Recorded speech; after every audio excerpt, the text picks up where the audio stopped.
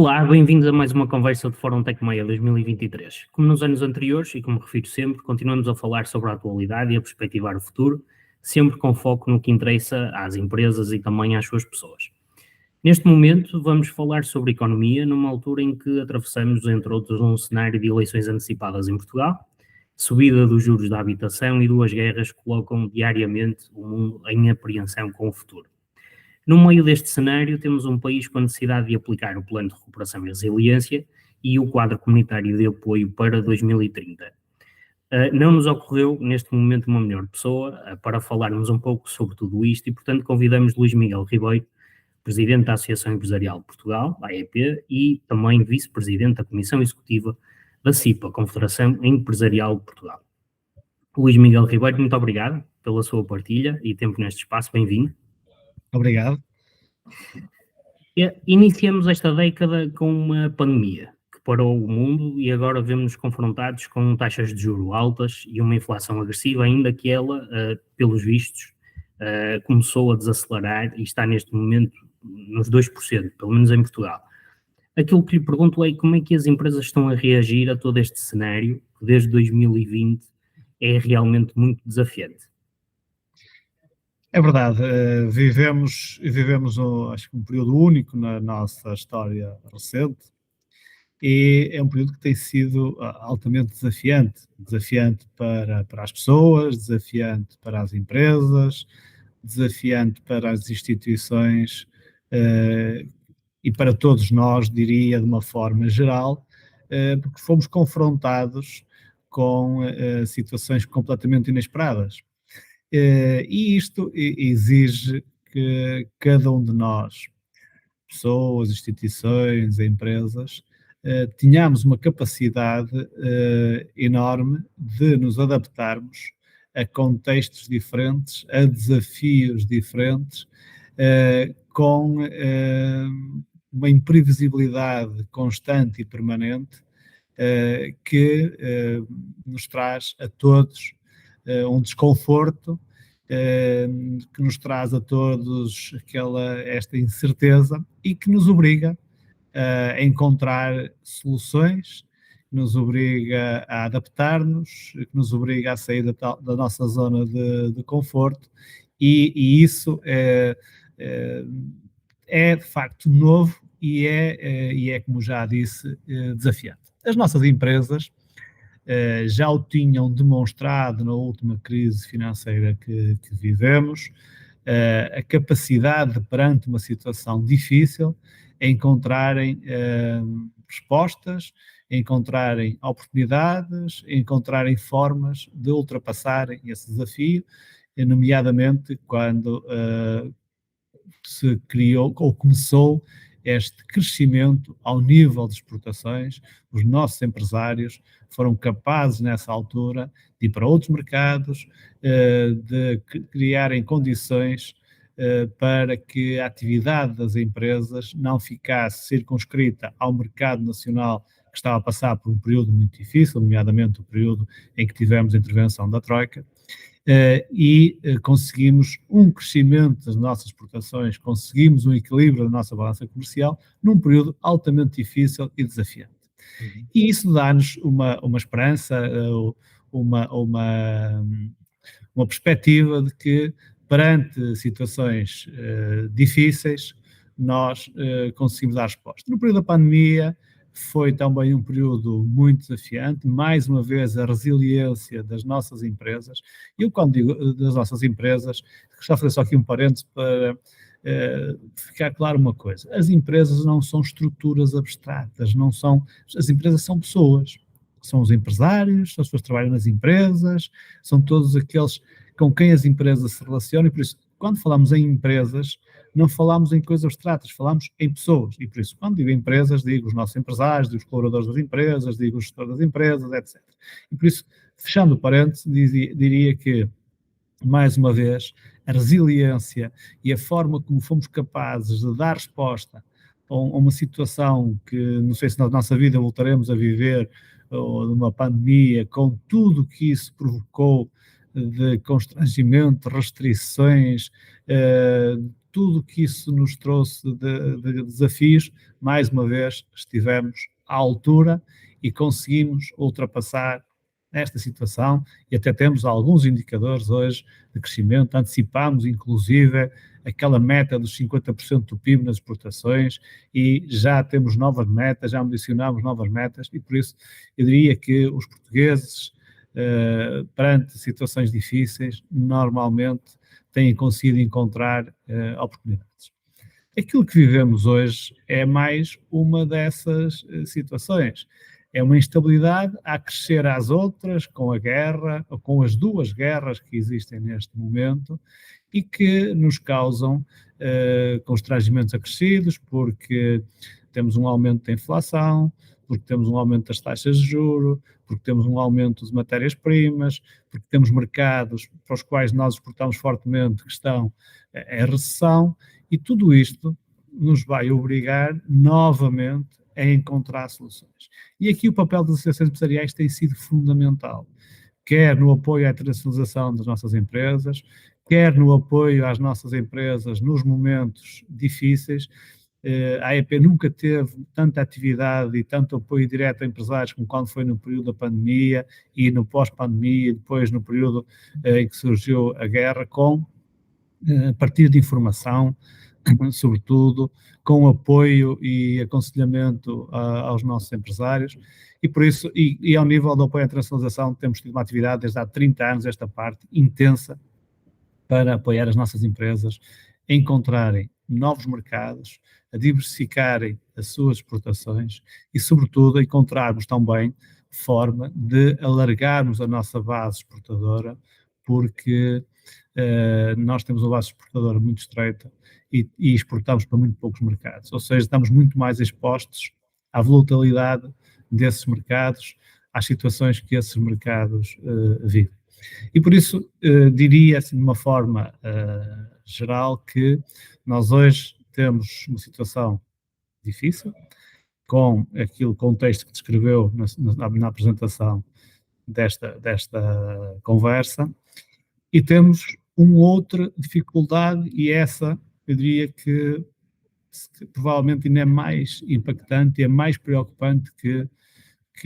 as anteriores, que é a falta de recursos humanos ou a incapacidade que nós temos de reter os nossos recursos humanos, aquilo que é o enquadramento da legislação fiscal e a forma como penaliza o rendimento de quem trabalha, e naturalmente a necessidade que nós temos de viver hoje uma situação nova, que é da imigração. Nós sempre fomos um país de imigrantes, hoje temos de ser um país de imigrantes. Isto traz desafios acrescidos, desafios para os quais nós temos que estar preparados, temos que encontrar enquadramento não só legal, mas ter instituições e estruturas que sejam menos burocráticas, sejam mais céleres, mas que ao mesmo tempo nos garantam aqui alguma segurança e controle nas pessoas que entram no país. Porque quando nós temos que abrir as portas e temos que trazer pessoas de outros países, e ainda bem que assim é, e não devemos esquecer o nosso passado, os anos 60, 70, quando tivemos uma forte imigração, e o impacto positivo também que isso trouxe para o país.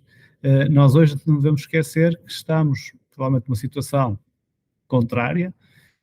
que é preciso respeitar as pessoas que trazemos, que é preciso perceber que, para além de estarmos a integrar pessoas que vêm responder a uma fragilidade, uma falta de mão de obra, estamos a integrar cidadãos.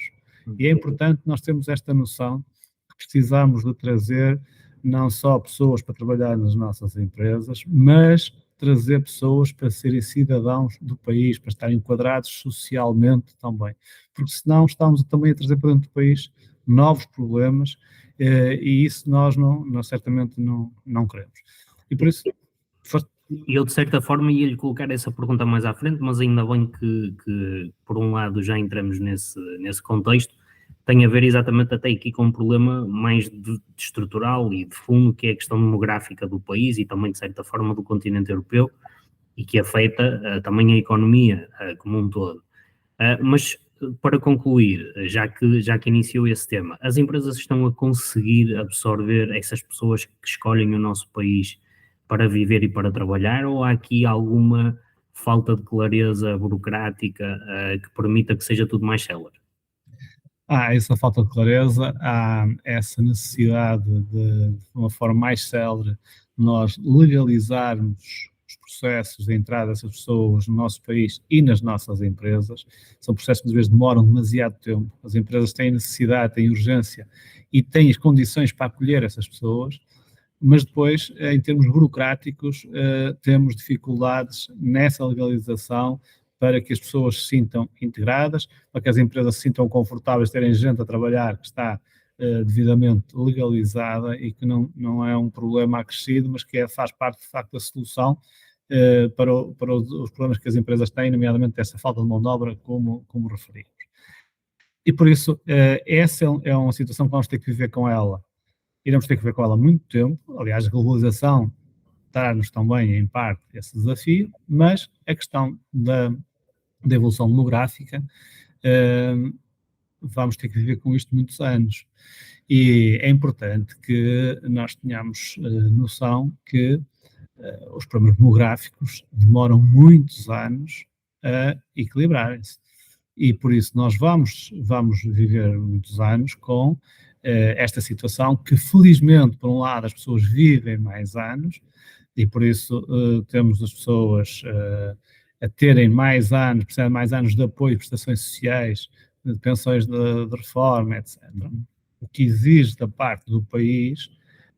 uma capacidade de ter recursos para responder a esses apoios sociais, à reforma dessas pessoas, e por outro lado,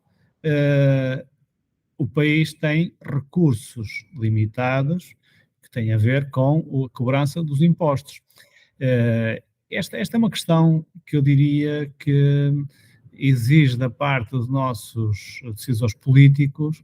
uma postura muito responsável e uma perspectiva de análise no médio e longo prazo. Nós normalmente definimos políticas fiscais para um orçamento de Estado, no máximo para um mandato. Nós precisamos de uma revisão do sistema fiscal em que tenhamos consciência de quanto é que nos custa os encargos com a dívida pública, quanto é que nos custam as prestações sociais às pessoas com dificuldades e em risco de pobreza, quanto é que nos custam as prestações sociais a pessoas que estão desempregadas e quanto é que nos custam as pensões às pessoas que estão reformadas. Nós temos hoje indicadores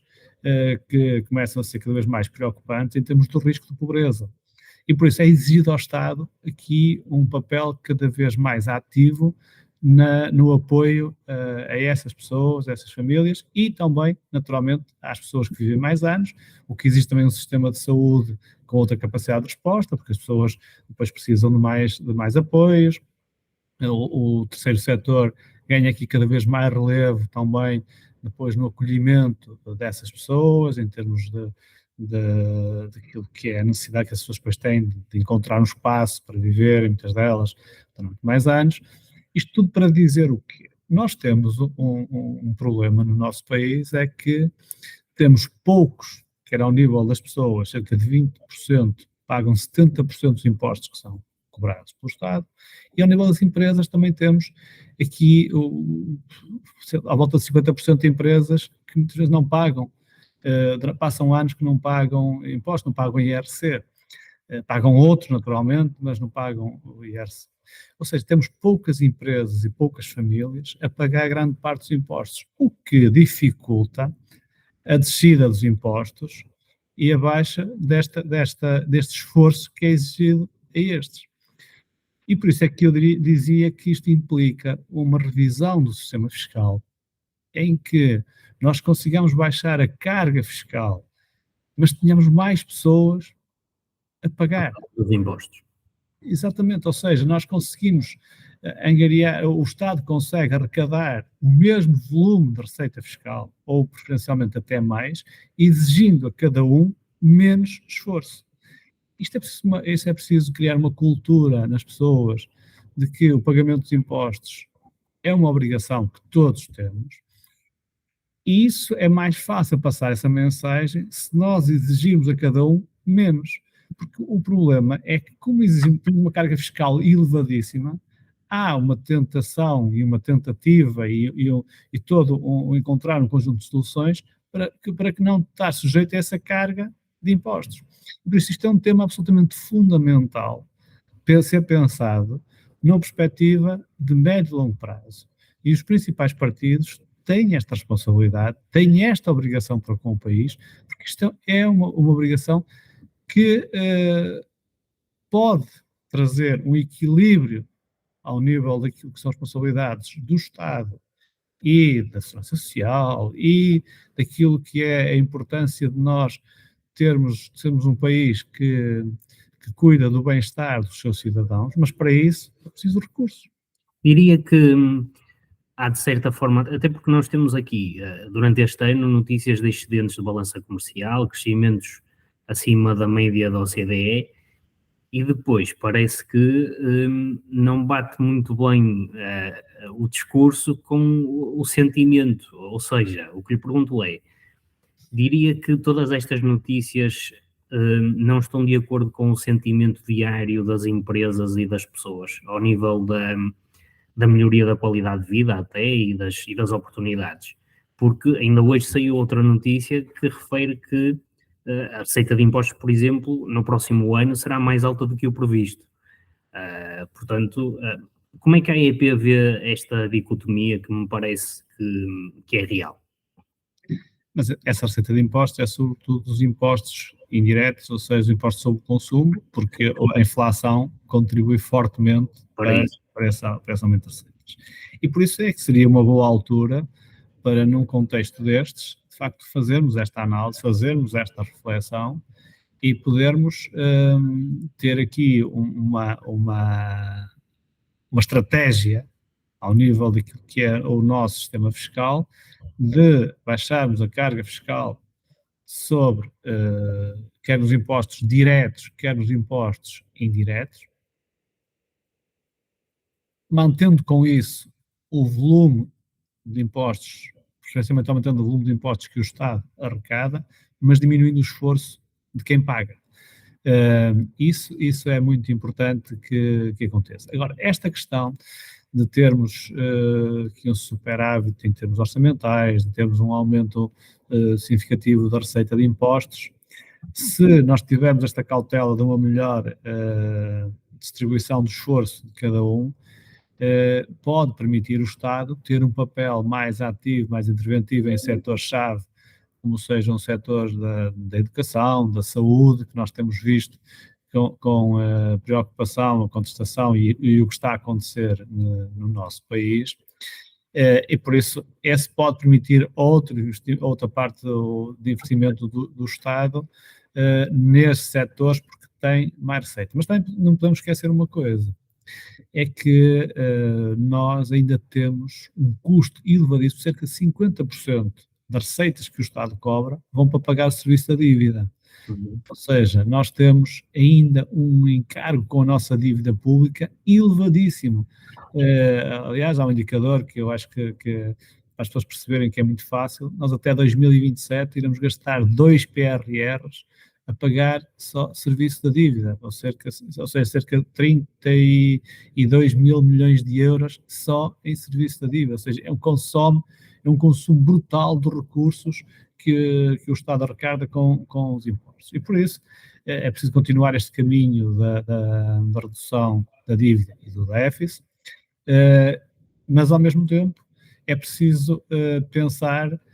uma forma de, mantendo o nível de receitas, baixar o esforço de cada um, porque se nós não fizermos isto, vamos continuar a ver os portugueses a saírem para outros países, portugueses qualificados a saírem para outros países. Aliás, como se costuma dizer de uma forma simples, estamos a exportar mão de obra qualificada e importar mão de obra indiferenciada. É uma realidade. Uhum. Se nós queremos e temos noção que temos que afirmar o país pela qualidade daquilo que produzimos, temos de melhorar os indicadores de produtividade, temos de ter gente qualificada para dar resposta a estes desafios que o país tem. Se nós não resolvermos esta questão, ou estas questões, estas pessoas vão continuar a ir para outros países, porque são gente com competências, são pessoas com capacidade de adaptação. Os portugueses têm esta característica de estar no seu ADN. Chegam lá fora e são excelentes colaboradores das empresas, ou seja, nós fizemos um investimento na sua educação, fizemos um investimento na formação destes portugueses e eles depois vão ajudar a criar riqueza noutros países onde lhe oferecem melhores condições. E se são bons colaboradores lá fora, não há razões para não serem também, ou pelo menos não deveria haver razões para não serem também cá. Mas já agora, já que falamos em termos de qualificação, e alguns especialistas falam que vivemos de forma gradual uma revolução no mercado de trabalho, sobretudo devido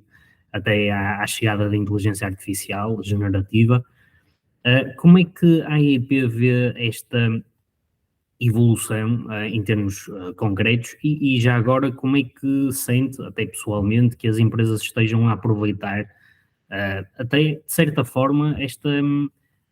boa imagem que Portugal tem como hub tecnológico agora mundial, de atração de grandes empresas mundiais a nível tecnológico. Como é que a AIP tem visto esta evolução no país, neste sentido? Esta evolução resulta exatamente daquilo que falámos, que ainda temos da boa qualidade do nosso sistema de ensino, formação, da qualificação que nas nossas universidades, estudos politécnicos, centros tecnológicos, nós proporcionamos às pessoas, aquilo que é hoje o nível educacional, que é cada vez melhor. Só que nós temos aqui depois uma dicotomia, uma dualidade em termos daquilo que é a realidade das pessoas. Nós temos ainda no setor industrial, na indústria transformadora, níveis de escolaridade, níveis de formação muito baixos, e depois temos já aqui uma faixa de gente com qualificação superior que anda praticamente ao nível das pessoas que têm qualificação do ensino básico. Ou seja,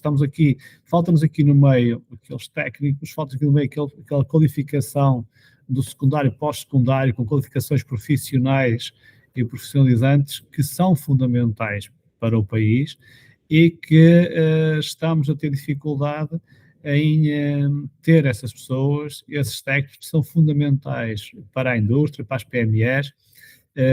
que muitas vezes se recorda o tempo das escolas comerciais, das escolas industriais que formavam esses quadros. E estamos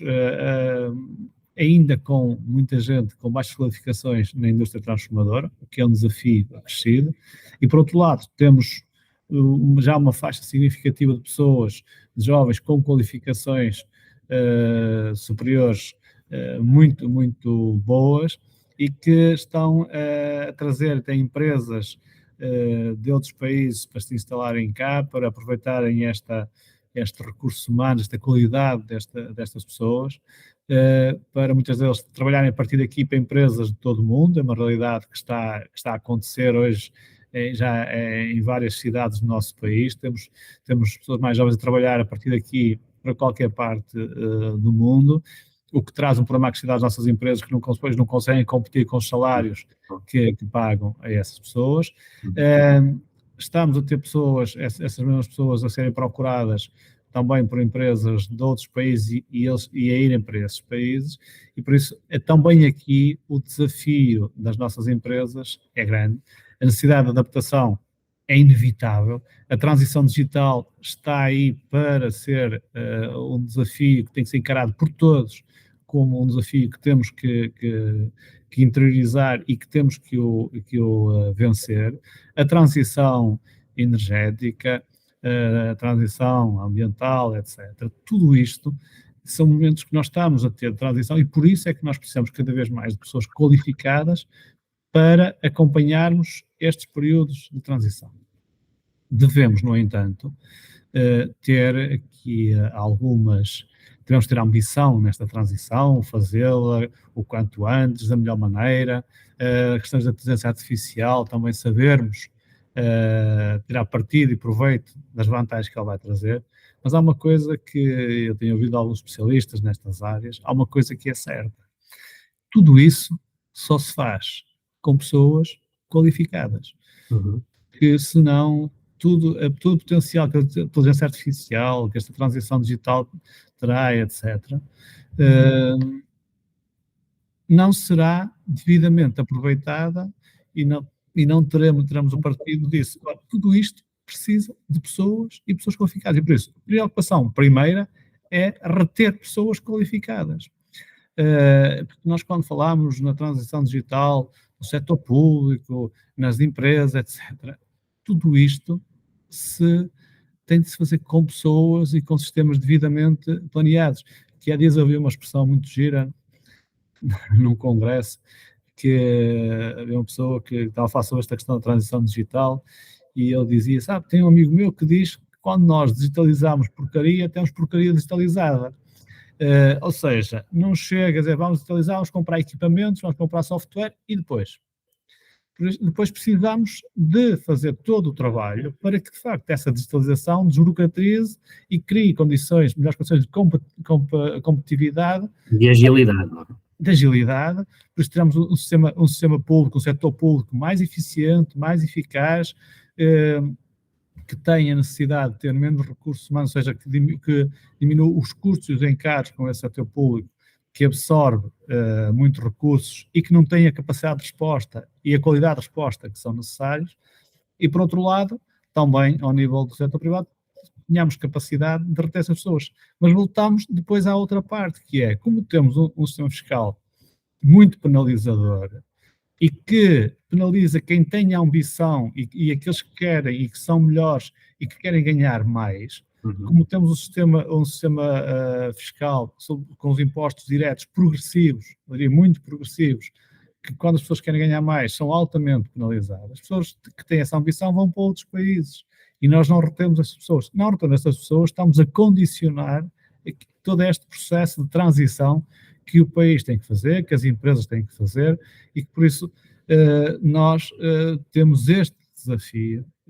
que é um desafio enorme, e se reparar desde o início da nossa conversa, nós temos aqui 3 ou 4 pilares que são fundamentais, que se mantêm, que são estruturais e que o país deve olhar para eles e os responsáveis políticos devem olhar para eles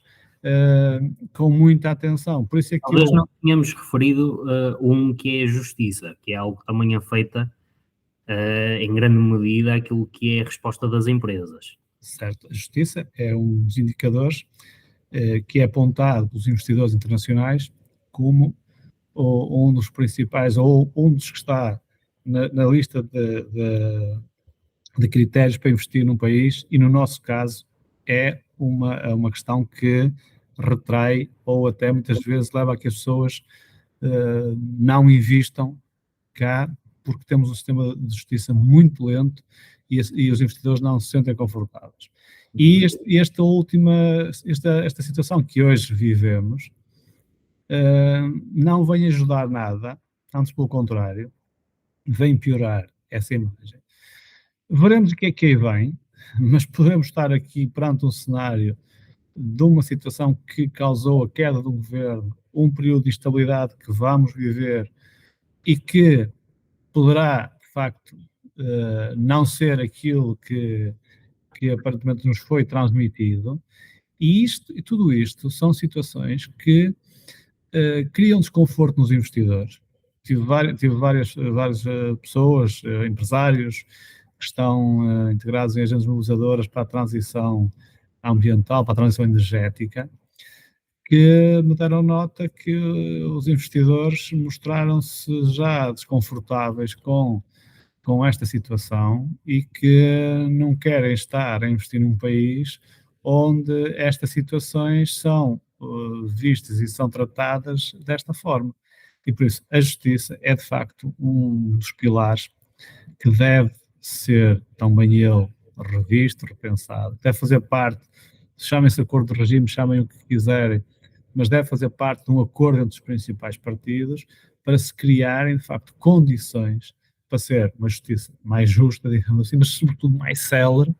ou não diria sobretudo, mas mais justa e mais célere, porque tem que ser justa e tem de ser célere. Sobre este tema que estamos agora a falar, e sobre a atualidade, não resisto a colocar-lhe uma última questão, até porque a nossa conversa já vai longa. E li há poucos dias, se não há poucas horas até, mas a informação é tanta que nós às vezes perdemos exatamente onde estamos, no tempo e no espaço até. Mas falou sobre um possível cenário de recessão técnica e também sobre a preocupação da não aplicação do PRR, e talvez até num condicionamento já do Portugal 2030. Como é que vê a economia portuguesa em 2030? Que é o tema, aliás, da nossa conversa hoje, com tudo isto que está a acontecer. Relativamente à questão da recessão, é uma análise de indicadores e uma percepção da realidade do que está a acontecer. O terceiro trimestre tivemos um crescimento negativo, há uma forte probabilidade no quarto trimestre termos um crescimento negativo, e se isso acontecer, naturalmente estamos perante um cenário de recessão técnica. E foi nesse contexto que eu referi, e aquilo que são os indicadores que temos disponíveis, é isso que nos demonstram essa possibilidade de acontecer. Por outro lado, nós temos um volume de programas comunitários, um volume de financiamento que o país pode e deve aplicar bem, que já estava com algumas dificuldades num contexto de normalidade e de estabilidade política, que naturalmente neste contexto pode vir a ser altamente penalizado. E o que é muito mau para o país. O país precisa destes investimentos, de uma forma célere, precisa destes investimentos com aplicação e também com menos burocracia e que dê resposta àquilo que as empresas precisam. Nós dizemos já há muitos anos, é pensando há muitos anos, nós devemos ter um sistema de avisos permanente para as empresas em contínuo, porque as empresas devem poder aceder aos apoios comunitários quando surge a oportunidade ou necessidade desses apoios e não quando abrem os avisos. E depois o tempo de demora da análise, à contratualização, à libertação desses meios é muito longa, e hoje a economia, as coisas acontecem muito rapidamente, as empresas têm que dar resposta rapidamente a essas coisas. E por isso a preocupação que temos é exatamente essa, se num cenário de estabilidade política nós estávamos já no PRR com uma execução muito mais baixa do que aquilo que devíamos ter. Nós neste período devíamos estar já ter pago à volta de 9 mil milhões de euros. Os últimos indicadores que tínhamos à volta de 3 mil milhões, nem chegava aí a 3 mil milhões, ou seja, estávamos a um terço. No Portugal 2030, como todos sabemos, ainda mal arrancou o Portugal 2030 e nós estamos breve em 2024. Já estamos a terminar o ano de 2023, e isso deixa-nos naturalmente preocupados, porque são recursos que são necessários ao país, são recursos importantes para a competitividade da nossa economia, das nossas empresas, e que, fruto deste contexto e naturalmente dos outros que vivemos, podem ficar comprometidos, e é isso que nos compete a nós, enquanto Associação Empresarial, alertar para esses riscos e para aquilo que as empresas nos transmitem destas dificuldades de aceder e, por outro lado, de contratualizar e de aplicar estes recursos. Muito bem. Para desanuviar um bocadinho, até porque é uma tradição já nossa neste espaço, peço-lhe uma recomendação de um livro, de um filme, de uma série que tenha visto nos últimos tempos e que, de certa forma, possa ajudar a entender um bocadinho melhor o mundo, ou então não, algo que seja mais de ficção, mais de entretenimento, algo que lhe tenha ficado na memória. Não sei, agora apanhou-me um bocado desprevenido, porque neste momento, com o contexto que vivemos, por acaso o último livro que eu estive a rever foi a Quarta Revolução Industrial, e que eu acho que os desafios se mantêm, e que de facto é importante nós continuarmos a ter presentes esses desafios. Em termos de séries e de filmes, neste momento não me estou aqui a recordar de nenhum em particular. Por acaso tenho visto muito mais Netflix hoje em dia do que, porque há alturas em que já não há paciência para ver tanta repetição de tantas notícias que infelizmente não são as mais positivas, mas acho que os dias que correm exigem sobretudo que nós tenhamos a maior serenidade, em que a inteligência emocional seja cada vez mais um fator a termos em conta, porque nestes períodos temos que ter a capacidade, a serenidade de analisar as situações e não nos deixarmos levar pela espuma dos dias, porque senão, se não conseguimos filtrar, isto cria-nos aqui uma confusão tal e tira-nos o discernimento. Nós temos capacidade de tomar decisões e tentar olhar para o futuro de uma forma mais positiva, mais construtiva, acreditando que de facto vale a pena viver neste país, neste mundo em que estamos, porque há muitas e boas oportunidades, há muitas e boas pessoas, há gente que de facto tem valores e que nós temos muitas no nosso país, e é com esses que nós temos que saber viver, aproveitar as suas capacidades, a sua visão, e construir também o nosso próprio raciocínio, a nossa própria análise, porque de facto eu acho que Portugal tem um futuro interessante, construiu uma imagem internacional muito positiva, tem atraído muitas pessoas, tem atraído investimento, tem um recurso que é absolutamente incrível, e eu diria que é o único que nos diferencia, que é a nossa marca internacional, que são as pessoas, são os portugueses, e é continuar a apostar na formação, na qualificação dos portugueses, que nós estaremos a criar as bases para esse futuro. Quanto ao resto, são as dinâmicas próprias do mundo em que vivemos, e que nós temos que ter esta capacidade de analisarmos, refletirmos, adaptarmos e agirmos para dar resposta. Eu diria que são muitos e bons conselhos. Muito obrigado por isso, Luís Miguel Ribeiro. Obrigado também pelo seu tempo e partilha mais uma vez. Fazemos votos que as pessoas, como diz, continuem a almejar um futuro melhor e que a AIP, a instituição que lidera, continue também a fazer o bem que tem feito, a impulsionar o sucesso e a ajudar ao sucesso das nossas empresas. Muito obrigado. Muito obrigado. Pelo seu tempo. Por hoje, finalizamos esta conversa do Fórum TecMeia 2023. Se quiser assistir aos outros conteúdos, já sabe, basta clicar no perfil do TecMeia e selecionar o que mais lhe interessar. Já para encontrar todas as notícias e agenda do nosso parque, é só rumar ao tecmeia.pt. Obrigado por estar desse lado e até breve.